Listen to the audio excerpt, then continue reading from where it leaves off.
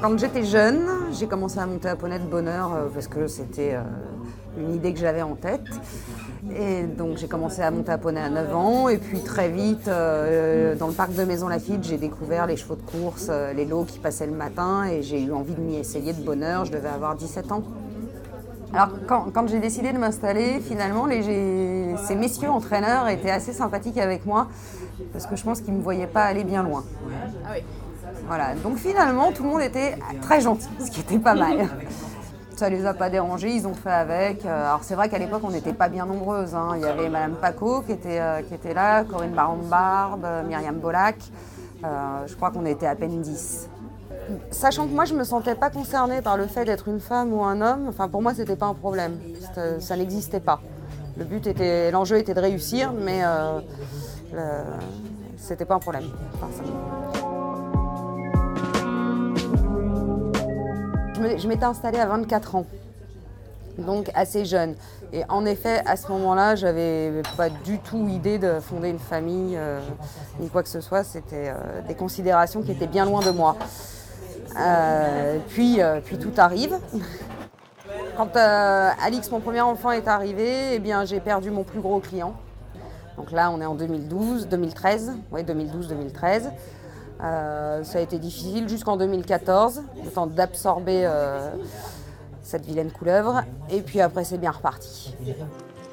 Alors, automatiquement, faire des enfants aura une répercussion sur cette vie professionnelle parce que cette vie professionnelle, en fait, c'est un don de soi à 200%. Donc évidemment que le fait de faire des enfants, on va perdre en potentiel. Je pense qu'il ne faut pas se mentir. Moi, j'étais capable de faire beaucoup plus de choses avant de devenir maman qu'aujourd'hui. Professionnellement parlant, j'entends. Je suis plus fatiguée. Alors, il y a peut-être l'âge aussi, hein, mais aujourd'hui, j'ai plus la capacité de faire tout ce que j'ai fait par le passé.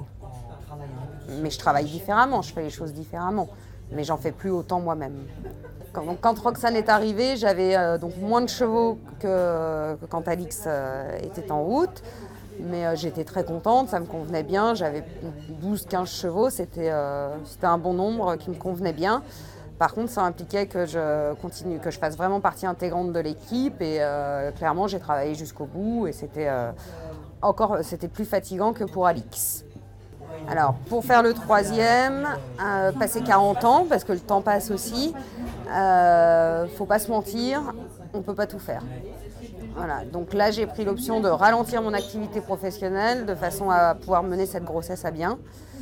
Et puis on verra début 2021 pour reprendre une activité professionnelle plus sérieusement. Ça devient quasi ingérable parce qu'il ne s'agit pas seulement de les faire, ces bébés, il s'agit aussi de les éduquer derrière. Et que de faire 2 enfants, ça prend du temps. Ça prend du temps, faut être en forme pour leur donner des moments de qualité. Et si vous avez fait 5 lots le matin, l'après-midi et le soir, vous ne pouvez pas être en pleine forme pour vous occuper de votre famille. Donc pour ma part, actuellement, là, je fais le choix de faire une petite pause.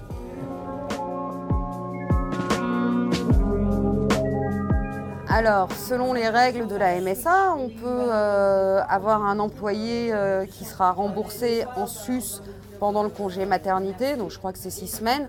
En pratique, on ne s'en sert pas, on s'organise comme on peut. Parce que la règle de la MSA dit que voilà, vous avez le droit à un salarié financé par la MSA pendant la durée du congé. Ça implique qu'il faut trouver le salarié pour vous remplacer pile poil pour 6 semaines, parce que la MSA ne le paiera pas pendant cette semaine. Enfin, en pratique, c'est un petit peu difficile à trouver. Alors nous, malheureusement, à Maison Lafitte, ça fait des années qu'on en parle avec la municipalité.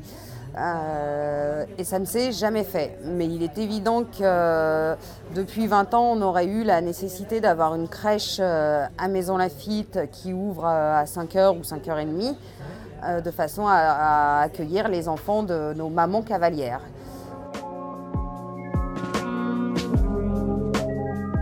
Il faut quand même savoir que c'est vraiment un métier passion, c'est un don de soi. On ne fait pas forcément le même métier toute sa vie aujourd'hui. Et on ne peut pas... donc être entraîneur et être maman, je pense que c'est faisable en faisant soit un seul enfant, auquel cas vous n'avez pas l'obligation de vous arrêter, parce que quand vous n'avez qu'un seul enfant, vous l'emmenez avec vous partout et tout est simple. Quand vous en avez 2 ou 3, là ça devient une petite tribu à gérer, vous ne pouvez plus les emmener aux pistes avec aisance, tout devient plus compliqué.